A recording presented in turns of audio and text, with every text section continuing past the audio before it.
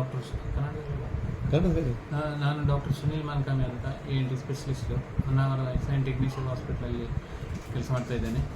ಈಗ ಅಲರ್ಜಿ ಬಗ್ಗೆ ಹೇಳಬೇಕಂದ್ರೆ ಇದು ತುಂಬ ಕಾಮನ್ ಡಿಸಾರ್ಡರ್. ಇದು ಜಗತ್ತಿನ ಎಲ್ಲ ಭಾಗದ ಜನರಿಗೂ ಕಂಡು ಬರ್ತದೆ.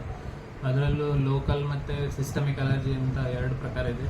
ಲೋಕಲ್ ಅಲರ್ಜಿ ಭಾಳ ಕಾಮನ್ ಆಗಿ ಕಂಡು ಬರೋದು ಮೂಗಿನ ಅಲರ್ಜಿ ಭಾಳ ಕಾಮನ್ ಜನರಲ್ಲಿ. ಇದರಲ್ಲಿ ಏನಾಗುತ್ತೆ ಅಂದರೆ ನಿಮಗೆ ಸ್ನೀಸಿಂಗ್ ತುಂಬ ಸೀನ್ ಬರುತ್ತೆ, ಒಂದಾದಮೇಲೆ ಒಂದು ಸುಮಾರು 10-20 ಸೀನ್ ಬರ್ಬೋದು, ಮತ್ತು ಮೂಗಿಂದ ನೀರು ಇಳಿಯುತ್ತೆ.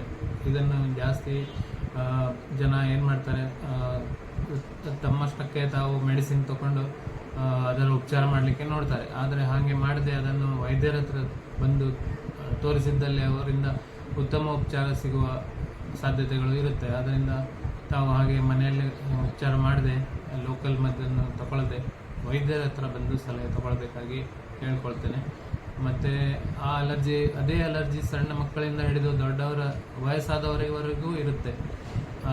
ಅದು ಕೆಳಗೆ ಆಮೇಲೆ ಅಸ್ತಮಾ ಥರನೂ ಆಗುತ್ತೆ, ಅಂದರೆ ಶ್ವಾಸಕೋಶದ ಅಲರ್ಜಿ ಆಗಿಯೂ ಪರಿವರ್ತನೆ ಆಗುತ್ತೆ. ಅದರಿಂದ ಮೊದಲನೇ ಸ್ಟೇಜಲ್ಲಿ ಅದನ್ನು ಕಂಡುಹಿಡಿದು ಅದನ್ನು ಉಪಚಾರ ಮಾಡಬೇಕಾಗಿ ನಾನು ಕೇಳ್ಕೊಳ್ತೀನಿ.